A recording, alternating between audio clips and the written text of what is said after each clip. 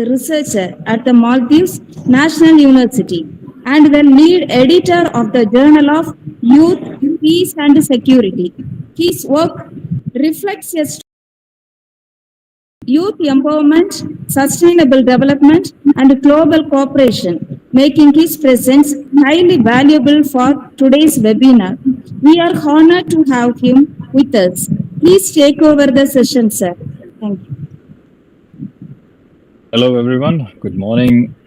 I hope you can hear me. I'm Hood from the Maldives. I'm here today to give you a little bit of perspective about development from the island life from the Maldives. I'm joining you all the way from Maldives. I just returned back, so I'm very happy to be here with you. First of all, I would like to thank the organizers, and I would also like to thank the moderator and chairperson for that wonderful introduction, and all attendees and students here. Thank you for joining today.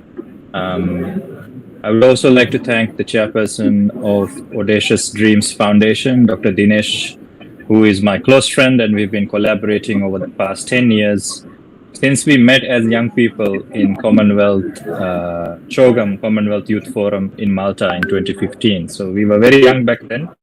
Now I suppose we are much more older. So I'll just start my slide.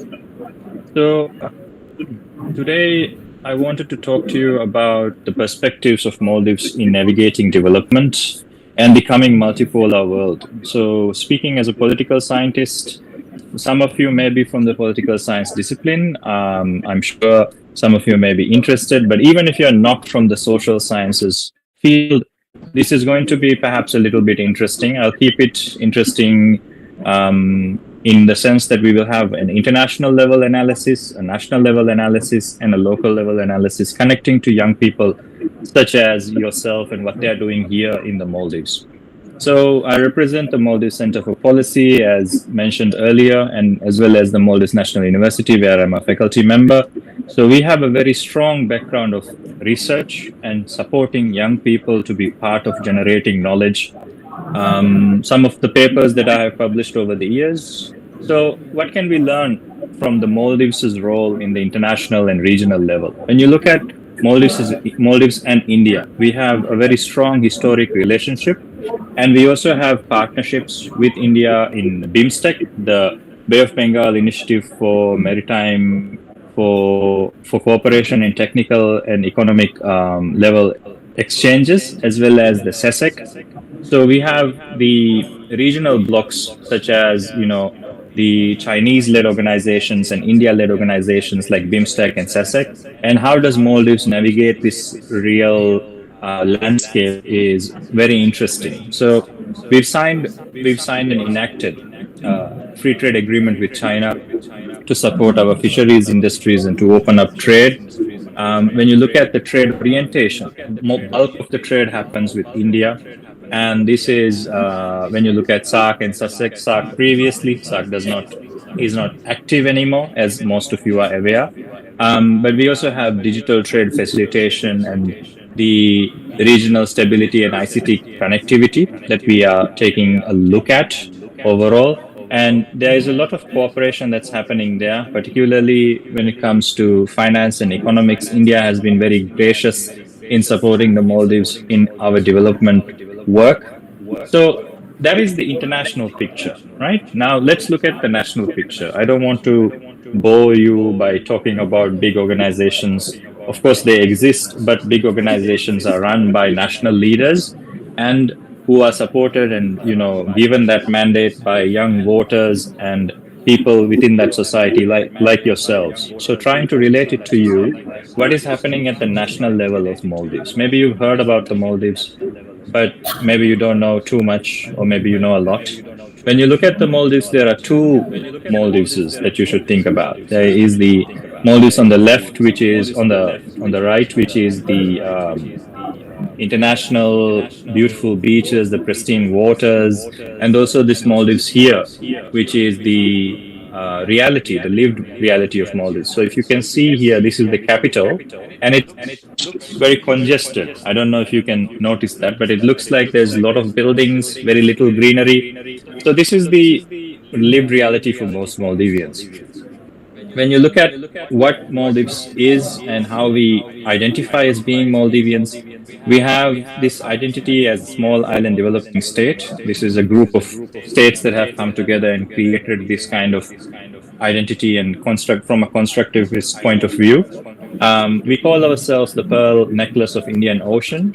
You know, many different adventurers and explorers found us, and they also call us this name. We are almost 1,200 islands, and we benefit from our unique position in the middle of the Indian Ocean, where there are different choke points, international trade choke points on the east and on the west. So when you look at the Gulf of Aden, the Strait of Hormuz, these choke points and the Maldives in between them means that there is a lot of trade passing through the east and west. All of you will have a laptop, an iPhone, or some kind of gadget, as was mentioned in the opening by one of the eloquent speakers. That came through, possibly most likely, maybe 80% trade through the Maldivian waters. So when you look at about 50% of India's external trade and 80% of energy imports pass through what we call international shipping lanes, right? So this is the highways of the high waters or the ocean highways, right? So more than 70,000 cargo ships cross the Indian Ocean, and the value of this only on the north side of the Maldives is 18 trillion annually, and 8 billion barrels of Arabian crude pass through. And this is the reason why Maldives is strategically important, why India is pursuing friendship with us, why China is pursuing relationships with us. And we use this importance to drive our development. But as a small nation with a very small population, we have 500,000 people almost, and that's the maximum our population growth will be from the forecasts of our statisticians and the demographics bureau over the next 100 years. So our economy is primarily, as you know, tourism based. We are a Muslim country, but we align to modern and progressive ideology and practices. This is by necessity and also as a factor of how we have been as a country in the middle of the ocean, where there have been a lot of travelers, and our scholars and our magistrates, our judges, our leaders would study in places like India, Sri Lanka, and other countries. So we have a very close relationship with our neighbors. We have a free market economy aligning with capitalism and rules-based global order, as well as small states politics and diplomacy. We play key roles in places like COP20, COP29, COP30, and all of these meetings where you have environmentalism and climate action. We have public health challenges. I would like to take your attention to this picture here. You may have heard that the Maldives is sinking. Some Maldivians have come up with innovative ideas, such as the Maldives floating city. This was a partnership between the Dutch or the Holland technology company to create floating cities in the Maldives. We have a working model, but we were not able to implement the full city. Maybe this will be something in the future. When it's time for your honeymoon, you might visit the Maldives and you might see this. So the background is that, as I've said, we have 500,000 people. That's 500,000 people roughly, and 40% to 50% live in the capital, with 6 regional hospitals and 16 airports and 4 international airports. And the number is increasing. This is due to the large number of people traveling to and traveling through Maldives. So there is the potential for us to be a transit hub of travel. We have 192 inhabited islands and 172 operational full resorts, which means one island, one resort. We have challenges as any other nation state. We have inequality, poverty, public health issues, resource depletion, food security, environmental mismanagement, and corruption and crime. But we are also creating solutions. I'll get to that in the next slides. So everything is primarily focused on tourism. Then the secondary industry is construction. And the third one is fisheries. Fisheries used to be our identity in the past until 1980s. Then we adopted this large-scale tourism model, and it has helped us grow as a nation state. So we face development issues in terms of borrowing and borrowing rates, interest rates, and principal payments. And India has been very helpful in extending these, aid and also loans, restructuring them, right? So when you look at the small states, India is a very big, strong state. Small states like the Maldives, on the periphery or in that region area, we face, we spend a lot of our economical dividends on interest payments, on servicing our debt, and this is the same story that you can see in nations in Africa as well, right? So there is kind of like a resonance of our story, which is why when I was working in the Commonwealth with Dr. Dinesh, people from the Caribbean and from Africa would welcome me very warmly, because there is a kind of learned friendship through our experience in life, which I'm sure you will also find in the future when you are engaging with these international organizations and also national level institutions. So our foreign policy is primarily based on respect for sovereignty and also mutual respect. We have friendly relationships with everyone. And as I mentioned before, we respect the rules-based order. Development is our main priority, but climate is an overarching concern that we have. And there are other challenges like maritime challenges. Terrorism is a challenge, but it's not the most important one that we have. Foreign policy is based on 5 points: sovereign equality of states, rules-based and inclusive international system, and non-interference in the internal affairs of other countries. Today, speaking at this forum, I know that some of you may have seen that there have been interventions in countries like Venezuela. This makes countries like Maldives very concerned, when there are large countries that are intervening in smaller countries, what is going to happen in the future? So we believe that there has to be complete non-interference in the internal affairs of any country.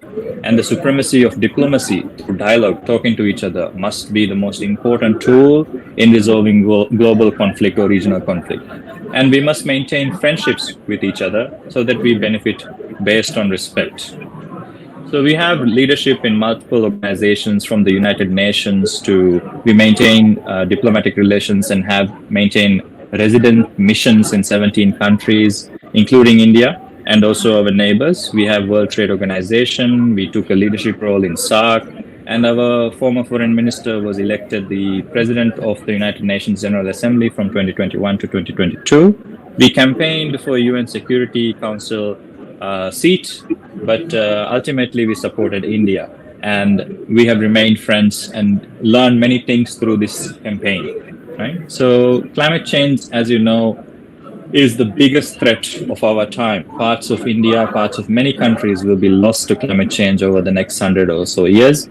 Maldives has taken a leadership role in an organization called the Alliance of Small Island States, or AOCs.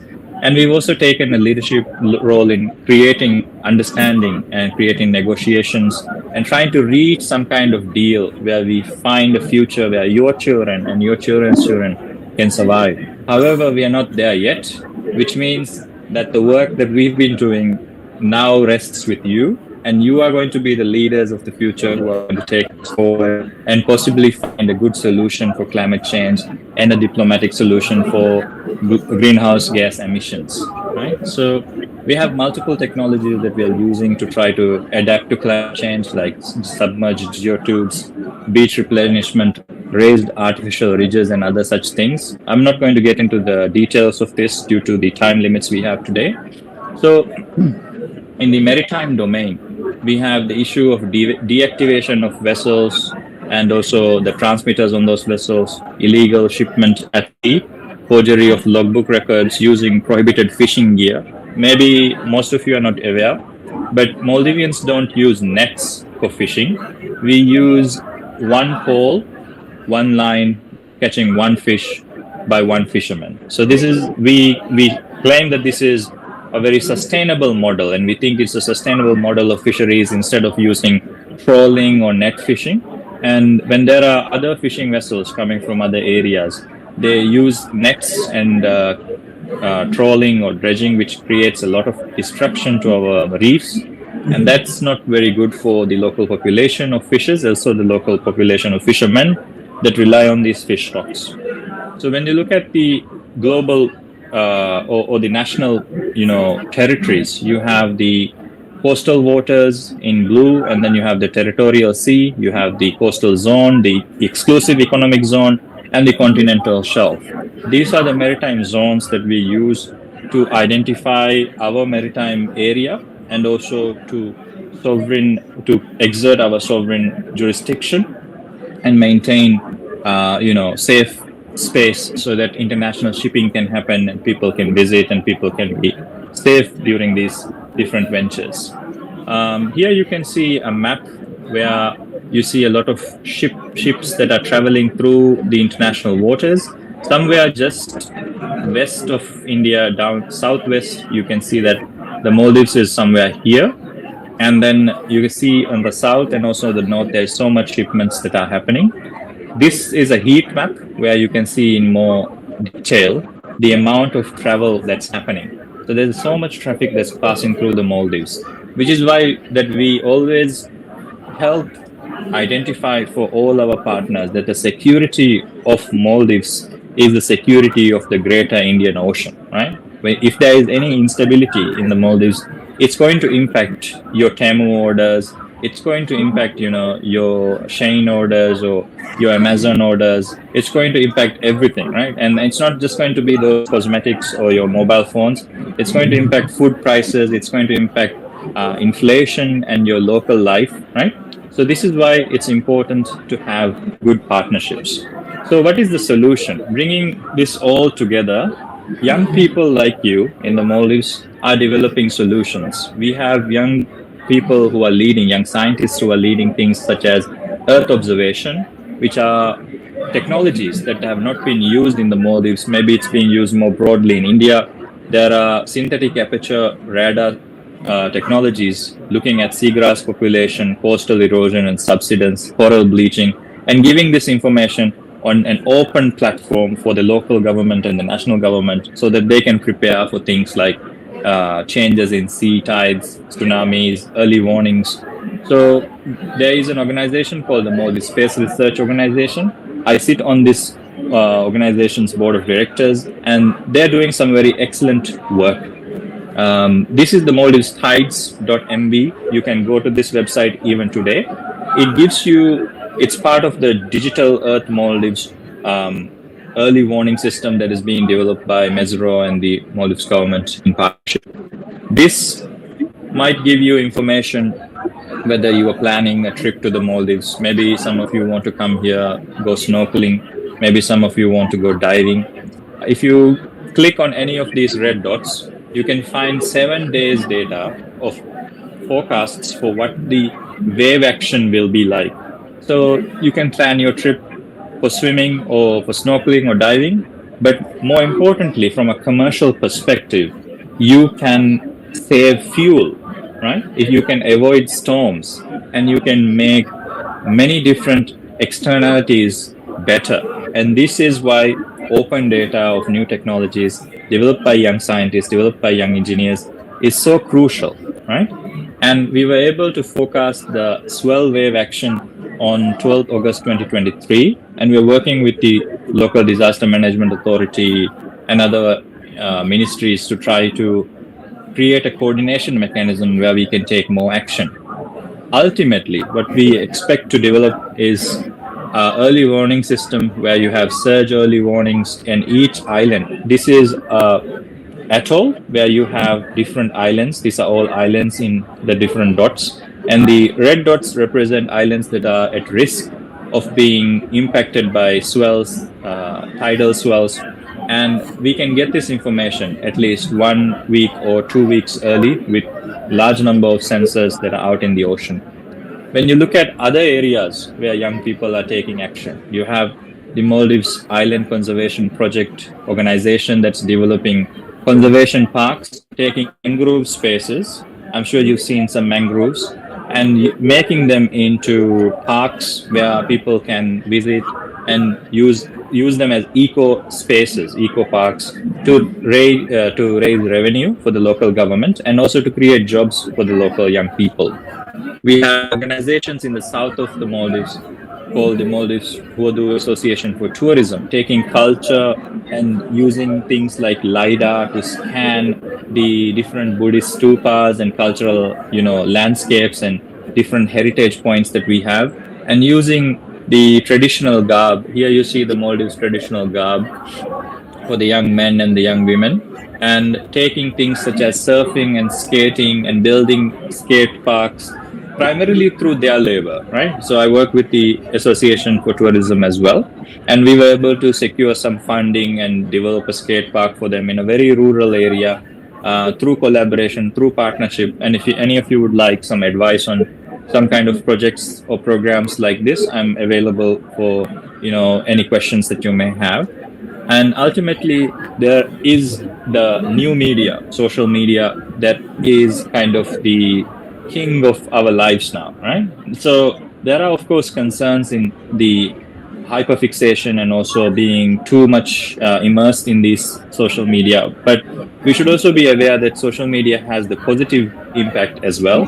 There are young leaders and young farmers who are using social media to spread knowledge on farming, right? So Maldives used to be farming and fisheries based economy in the past, but over the past 50 years, we've slowly stopped farming to a significant degree that the total consumption, only 3% is locally produced. And we rely on our partners and friends, such as India, to give us, vegetables and onions and such things. But during COVID-19 and during the outbreak of the Russia-Ukraine war, we saw that international shipping was impacted, and that impacted our food security.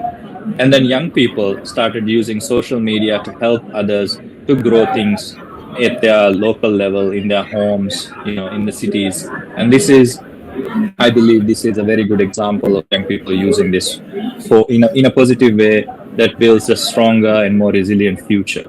So, in conclusion, I'm not going to take too much time. The future of Maldives looks very strong. It's one of friendship, one of partnership with our regional friends in a manner that is true to our own security needs. Maldives has unique challenges in governance and also is building a lasting character of strong institutions. We are a young democracy. So this is our ninth president in the photo, Mohammad Moiz, with Prime Minister of India, His Excellency Narendra Modi. And we were on the road to democracy much later than India. So we have this need to learn from you on how to build stronger institutions, how to have stronger democracy, and that is something I think where you as young people can come in, as peer-to-peer exchanges are so key. Maldives is the pearl necklace of the Indian Ocean, and reality is that Maldives sits ensconced or positioned in the heart of east-west global shipping routes. As such, Maldivian security is Indian Ocean security, and vice versa. So anything that happens here impacts everyone around the world. So this is why I think this perspective could help you in, getting some ideas at the international level, at the national level, and the local level, what kind of leadership, what kind of work is being done, and what you can do locally in your communities and take action for the future. Thank you.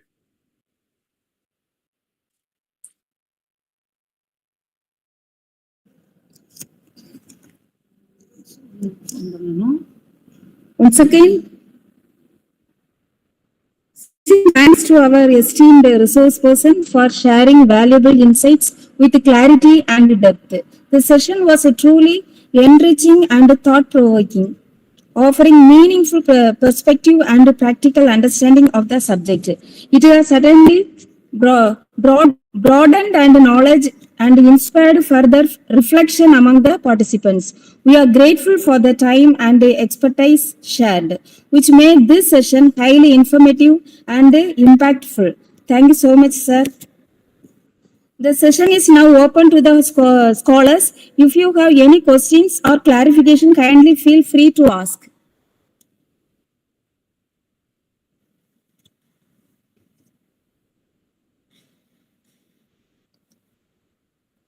Dear students, do you have any questions? If you have any questions, I'm here to answer them. And if you have a question later, you can always email me and get in touch with me. So I'm available to support. As mentioned by the moderator and chair, I am representing the UNESCO Asia Pacific region. So I'm here to help you, to support you, especially in areas of culture and heritage and sustainable development. Thank you to all the participants for your active presence and engagement. Thank you, sir. Thank you so much, sir. Thank you. Have a great conference. Thank you, everyone. Okay, sir. Thank you.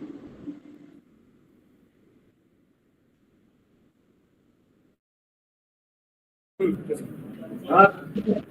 you, Dr. P. Kala, for moderating the session. We now adjourn for the tea break and will be back by 1:50.